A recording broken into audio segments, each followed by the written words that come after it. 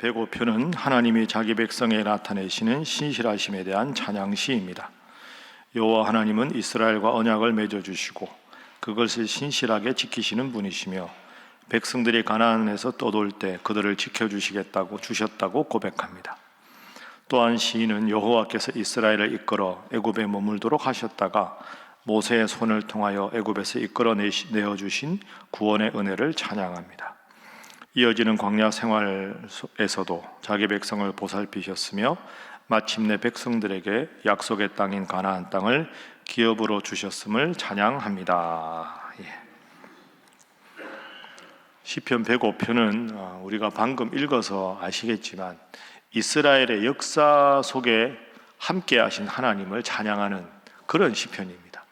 쭉 읽어보면 과거의 역사 속에 있었던 이런 일 아마 그런 느낌을 여러분 다 가지셨을 겁니다.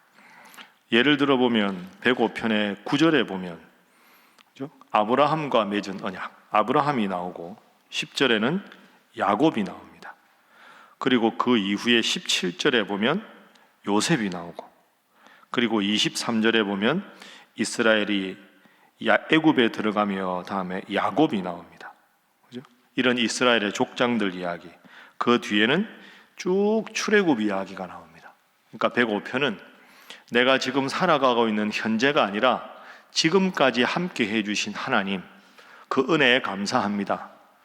때로는 힘들고 어려워도 하나님께서 함께 하셨으니 앞으로 내 인생도 하나님 앞에서 감사하겠습니다. 이걸 지금 먼저 고백하는 것이 105편이다. 이렇게 기억을 하시면 되겠습니다. 자, 1절 한번 보겠습니다. 1절, 105편 1절 우리 함께 읽어봅니다. 시작. 여호와께 감사하고 그의 이름을 불러 아뢰며 그가 하는 일을 만민 중에 알게 할지어다. 아멘. 여호와께 감사하고 그의 이름을 불러 아뢰라. 왜? 하나님은 지금까지 이 민족을 인도하시고 우리의 삶을 인도하셨다. 그래서 1절이 주제가 됩니다. 그러면서 이 함께 찬양하는 이 시인이 모든 이스라엘 백성들에게 함께 이런 전능하신 하나님, 사랑의 하나님을 찬양하자 하는 지금 권고를 하고 있는 거죠. 자, 중요한 권고 중에 하나가 4절입니다. 4절. 자, 4절 말씀 함께 읽습니다. 시작. 여호와와 그의 능력을 구할지어다. 그의 얼굴을 항상 구할지어다. 아멘. 여호와와 그의 능력을 구할지어다. 그의 얼굴을 항상 구할지어다. 그래서 첫 번째 기도 제목은 항상 주님의 능력을 구하게 하소서 하는 것입니다. 항상 주님의 능력을 구하게 하소서. 항상이라는 단어가 아주 중요합니다. 내가 힘들 때 하나님 저를 도와주십시오.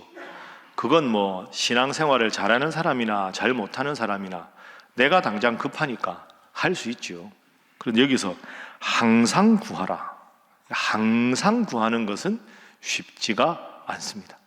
이 정도는 이렇게 해서 내가 내 힘으로 하고 때로는 교만해서 하나님 의지하지 않기도 하고 그렇게 하지 말고 항상 하나님의 능력을 구하라 하는 거죠. 교통신호등 생각해 보십시오. 교통신호등 우리가 운전을 하거나 걸어가면 횡단보도 건너갈 때가 있지 않습니까? 대충 내가 교통신호 지키다가 안 지켜도 되겠지 꼭 그럴 때 사고가 납니다. 교통신호등이 있으면 항상 지키는 게 맞죠. 9번 잘하면 뭐합니까? 한 번 잘못했을 때 교통경찰이 보고 딱지 끊으면 제가 그동안에 9번 잘했는데요. 평소에 제가 그런 사람이 아닙니다. 아무 소용없습니다. 교통경찰이 봤을 때 어겼다는 게 중요한 거죠.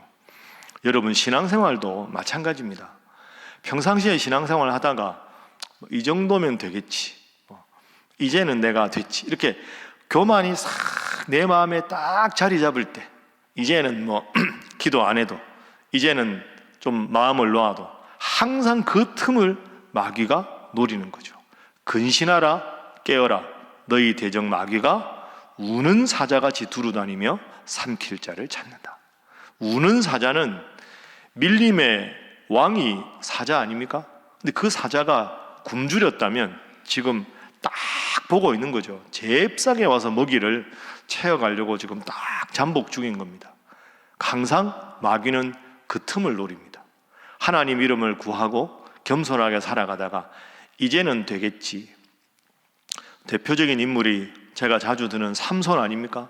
삼손이 그 큰 힘을 하나님께 받았는데 그 힘을 가지고 잘 쓰다가 들릴라라고 하는 여인의 꾀임에 빠지니까 한번 영적으로 방심하니까 들릴라가 자기를 꾀어서 돈을 받고 블레셋 사람들의 사주를 받아서 힘의 근원을 알기 위해서 보낸 고급 스파이라는 걸 잊어버립니다. 그러다가 들릴라가 속여서 블레셋 사람 부르고 또 속여서 블레셋 사람 부르고 그 일이 계속 반복되는데 삼손은 그걸 모릅니다. 자기를 죽이려고 온 여자라는 걸. 아차 하는 순간에 방심하면 계속 내려가는 거죠. 미끄러운 그 미끄럼틀 여러분 기억해 보십시오. 미끄럼틀 처음에 위에서 내려올 때는 조금 내려오다 딱 잡으면 잡을 수 있습니다. 가속도가 붙으면 중간에 서기가 힘듭니다. 죄가 그런 거죠. 항상 여호와의 능력을 구하라. 그래서 이게 중요한 겁니다. 오늘도 여러분 새벽에 주님 앞에 나오셨습니다. 오늘 하루 기도하실 때 내가 오늘 해야 할 혹시 회의, 내가 오늘 해야 할 만남, 집에 돌아가서 해야 할 일 하나하나 생각하면서 하나님 영적으로 방심하지 말고 오늘 하루를 주신 하나님의 뜻에 맞게 생활하게 해 주옵소서. 기도해서 주님 능력으로 승리하는 오늘 하루 되시기를 주님 이름으로 축복합니다.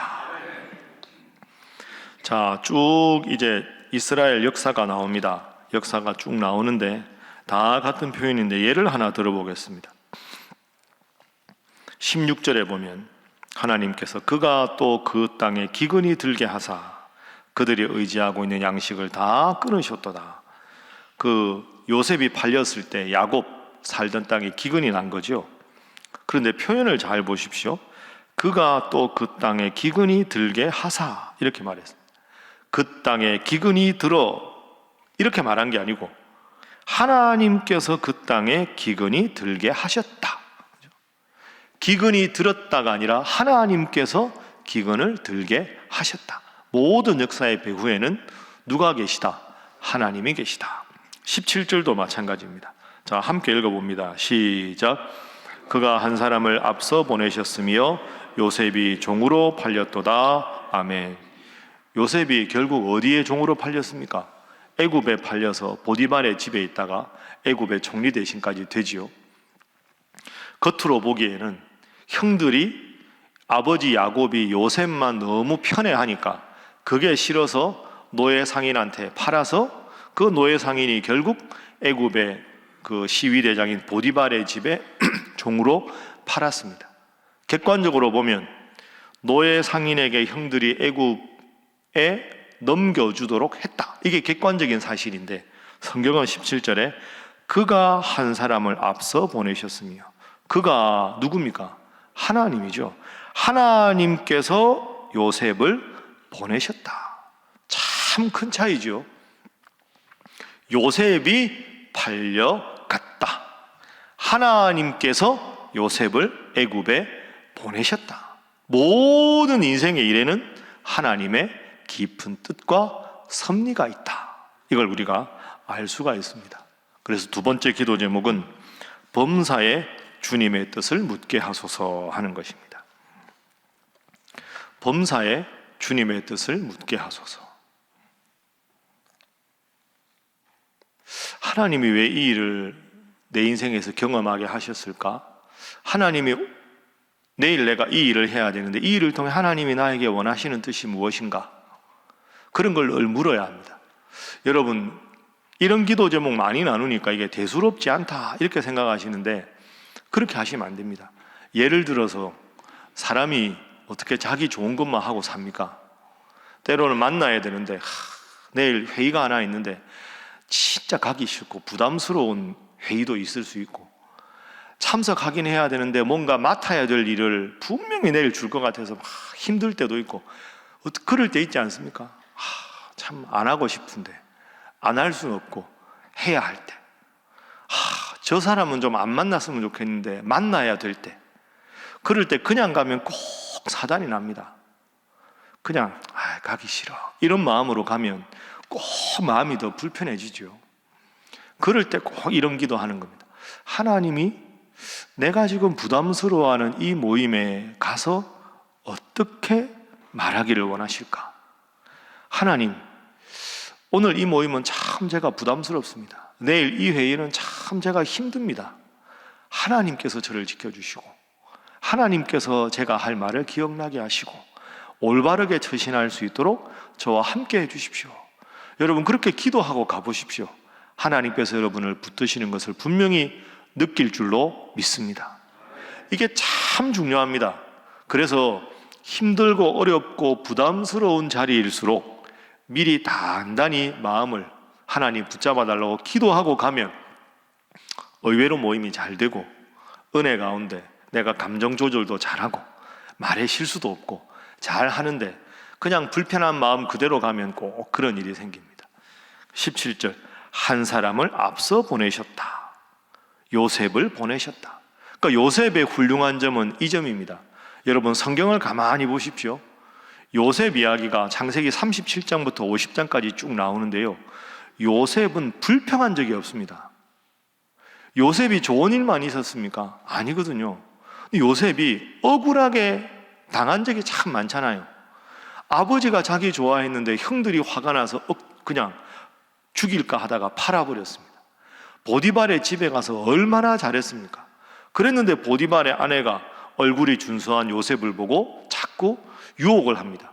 그 유혹을 떨치자 화가 나서 요셉에 대해서 모함을 하지요. 그러니까 요셉은 애굽에 팔려갈 때도 억울하고 보디발의 아내를 거부했는데도 보디발의 아내가 질투를 해서 엉뚱한 말을 해서 감옥에 갈 때도 억울했고, 술 맡은 관원장과 떡 맡은 관원장에게 꿈 해몽을 해줬는데도 자기 말대로 다 되었는데도 자기를 꺼내주지 않아서 억울했습니다. 형들을 만났을 때도 자기를 팔아버린 형들을 봤을 때 억울했을 거 아닙니까? 근데 여러분 보십시오. 요셉이 그 어려운 환경에서도 화내지 않습니다. 원망하지 않습니다. 그 요셉에게 배워야 할 점입니다. 왜 어떻게 요셉이 그럴 수 있었을까? 그 억울한 상황에서 어떻게 자기 말하고 싶었을 텐데 안 할 수 있었을까? 제가 보기에는 오늘 이 17절의 고백 때문입니다. 하나님이 나를 보내셨다. 하나님이 나를 종노릇 하게 하신 것도 이유가 있다. 여기 이 억울한 상황에도 하나님은 내 마음을 아신다. 이 마음이 항상 붙잡고 있으니까 억울하다고 원망하고 실수한 게 아니라 하나님만 믿으니 애굽의 총리 되신 자리까지 오르게 된 겁니다. 범사에 모든 일에 하나님 뜻을 묻고 뜻대로 살아가는 여러분 되시기를 주님 이름으로 축복합니다. 그래서 맨 마지막 세 번째 기도 제목입니다. 고난도 유익임을 깨닫게 하소서 하는 것입니다. 고난도 유익임을 깨닫게 하소서. 봄, 여름, 가을, 겨울이 다 있고 맑은 날이 있고 천둥 치는 날이 있고 비가 오는 날이 있고, 그러니까 이 고난은 누구에게나 찾아오는데 중요한 건 뭡니까? 요셉같이 고난을 맞이하느냐 아니냐에 우리 인생의 성패가 있습니다. 그런 의미에서 이 지금 역사를 이야기하는 거죠. 여러분 애굽에서 노예 생활한 게 430년입니다. 말이 430년이지 얼마나 긴 기간입니까? 어떤 사람은 태어나서 죽을 때까지 애굽에 종살이만 한 사람들이 얼마나 많았을까요? 430년인데. 그런데 역사를 전체적으로 보니까 그 출애굽의 역사를 통해서 하나님의 능력을 체험하지 않습니까? 이걸 짧게 압축하면 여러분의 인생에도 애굽의 총리 대신이 되는 요셉의 기쁜 날도 있고, 내 인생에 애굽에서 노예 생활을 430년 하는 기나긴 고통도 있고, 다 이게 함께 있는 거죠. 성경의 위대한 사람들의 관건은 힘들 때나 억울할 때나 답답할 때나 고난당할 때나 하나님 뜻이 있겠지 하고 하나님께 등을 돌린 게 아니라 하나님의 뜻을 물었다 하는 게 중요합니다. 오늘 기도하실 때 여러분 앞으로 하셔야 할 일, 마음에 부담스러운 일, 생각만 하면 걱정부터 되는 일 놓고 기도하시면서 하나님, 지나보면 다 이것이 하나님의 은총인데, 하나님 미리 믿고 하나님이 나와 함께 하심을 믿고 믿음 생활 잘하며 한 고비 한 고비를 은혜로 이겨나가게 하옵소서. 그렇게 기도하셔서 범사에 하나님 인정하고 고난을 기쁨으로 바꾸어 주실 하나님을 삶 가운데 늘 체험하는 여러분 되시기를 주님 이름으로 축복합니다. 기도하겠습니다. 하나님, 항상 하나님 뜻을 구하고 범사에 하나님 앞에 감사하며 설령 어려운 일, 힘든 일, 고난이 내 앞에 펼쳐질지라도 감사하여 고난을 주님의 능력으로 바꾸어 주실 하나님을 더 깊이 느끼고 그 주님 때문에 승리하는 복된 인생 되게 하여 주시옵소서. 함께 기도합니다. 주여 믿습니다. 주여 믿습니다. 주여 믿습니다.